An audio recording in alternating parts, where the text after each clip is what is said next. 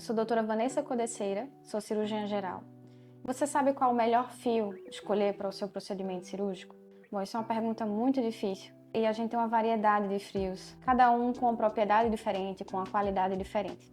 É importante a gente saber quais são essas propriedades para essa escolha do fio ideal. Os fios eles podem ser classificados em fios de acordo com a sua degradação, de acordo com a sua origem, de acordo com a quantidade de filamentos que eles possuem e de acordo com o seu calibre. Os fios absorvíveis, eles têm uma reação local de hidrólise e proteólise e eles acabam perdendo a força têncil conforme eles vão sendo absorvíveis. Os fios mais comuns no mercado são os fios PDS, o Vicryl, o Catgut e o Monocryl. Vão variar conforme a sua tecnologia e o tempo de absorção.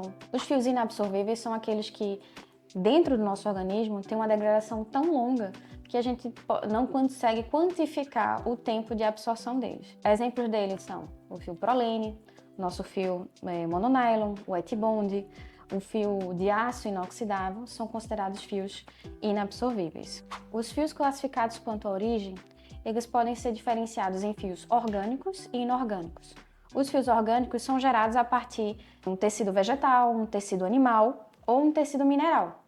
Um exemplo de tecido vegetal seria os fios compostos de linho, de algodão. Os fios de origem animal é o nosso famoso catgut, que ele é construído na base da seda ou de intestino de caprinos. O fio de aço, ele é um fio mineral, considerado como mineral. Os fios sintéticos foram aqueles que foram elaborados em laboratório e construídos numa função de buscar o fio ideal, normalmente um fio monofilamentar, de uma absorção de uma certa qualidade e consiga manter uma força têncil. Os fios sintéticos, como exemplo, seriam o fio PDS, o Monocryl, o nosso fio de nylon, todos eles são fios sintéticos. Quanto à quantidade de filamentos, é importante a gente diferenciar a quantidade de filamentos porque existem fios que são monofilamentares, ou seja, composto por um único fio, que normalmente, dependendo do tipo de tecido utilizado, do tipo de material utilizado ou da sua origem, eles podem ser fios mais firmes ou fios mais frágeis. Fios multifilamentares, que são um conjunto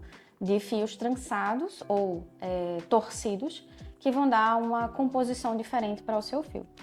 Como um exemplo de fio monofilamentar, o mais comum seria o nosso nylon. Já como um exemplo de fio multifilamentar, seria o nosso fio Vicryl, que ele é um conjunto de fios trançados, vai compor um fio único. Podem variar conforme o calibre, né? Quantidade de zeros composta que antecede a vírgula vai mostrar o nosso calibre. Quando a gente fala sobre o diâmetro do fio, é importante a gente olhar na embalagem quantos zeros ele identifica na embalagem.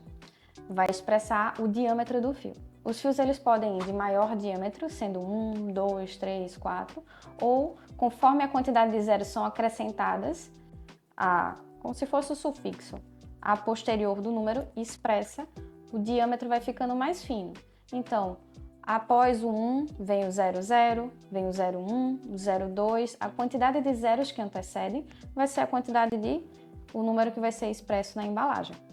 Então, nesse aqui significaria que ele é 0,000 o diâmetro do fio. Então, ele é um fio extremamente fino. Mas esses fios ainda podem ser mais finos ainda. Existem fios que são 11 zeros, são fios microscópicos. Então, você quer saber um pouco mais sobre fios, sobre suturas, sobre procedimentos cirúrgicos? Acompanhe a gente no Intervimed que você vai ter muito mais conteúdo assim para você.